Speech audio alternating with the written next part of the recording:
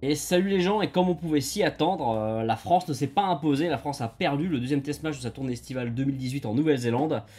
Dans un contexte un petit peu particulier, voilà, comme vous l'avez vu, vous savez sans doute déjà, bah voilà, Benjamin Fall a eu son carton rouge au bout de 12 minutes.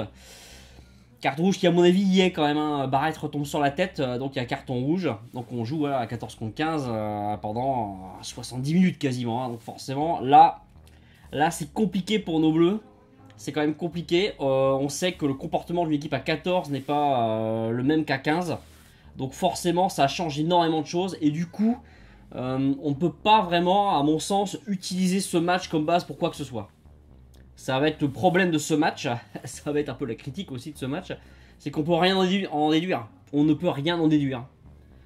On ne joue pas à 14 comme à 15. Donc les mecs se sont resserrés. Les mecs ont bien bossé dans ce sens-là. Ils ont bien défendu. On prend très peu de points en deuxième mi-temps, par exemple. Après le carton, on prend pas mal. On prend de petites rafales. Voilà, on prend 3 essais, si je dis pas de conneries. On en prend un en deuxième mi-temps. On en marque un aussi en deuxième mi-temps. Ce qui fait dire à certains commentateurs qu'on remporte la deuxième mi-temps 7 à 5.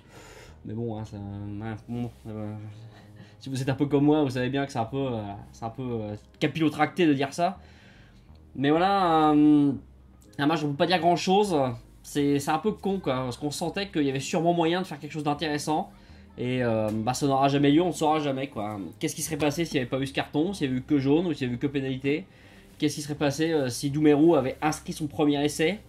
Voilà, à quel point ça aurait changé ce match. Donc avec des si, on peut en faire des trucs, hein. On peut en dire et en faire dire aussi. Donc bon, du coup, pas grand chose d'autre à dire. Les joueurs ont été globalement à la hauteur, mais on va encore pointer du doigt la touche.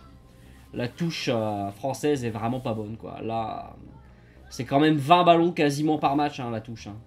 Là, faire une croix sur quasiment la moitié de ces ballons-là, c'est pas forcément la peine d'espérer grand-chose pour la suite, hein. Là, c'est primordial d'avoir des ballons, quoi. Alors, il va falloir trouver des solutions au moins temporaires pour le troisième test. Mais il y a sûrement avoir des choses à revoir, même si c'est plutôt Guirado qui fait les lancers et non pas Kamisha. Mais quand même, je pense qu'il y a un souci, peut-être pas que au niveau de Kamisha, il y a sûrement un problème de synchronisation au niveau des sauteurs, des blocs, des appels. Je sais pas, il y a quelque chose qui déconne là dans le royaume de la touche, quelque chose de pourri, quoi. C'est un peu dommage là-dessus. La mêlée a été globalement à la hauteur, il n'y a pas eu énormément de mêlée dans ce match.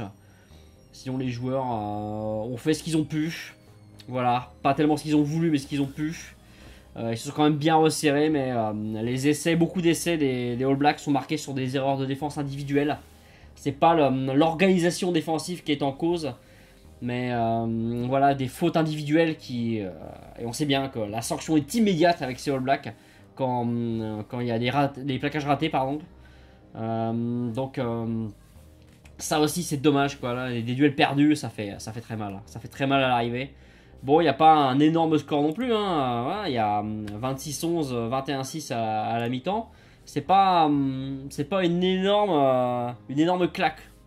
Mais on n'a pas eu tellement la balle. Quand on l'a eu, on n'a pas forcément su trop quoi en faire, comme d'habitude. On a un petit peu de mal des fois à attaquer.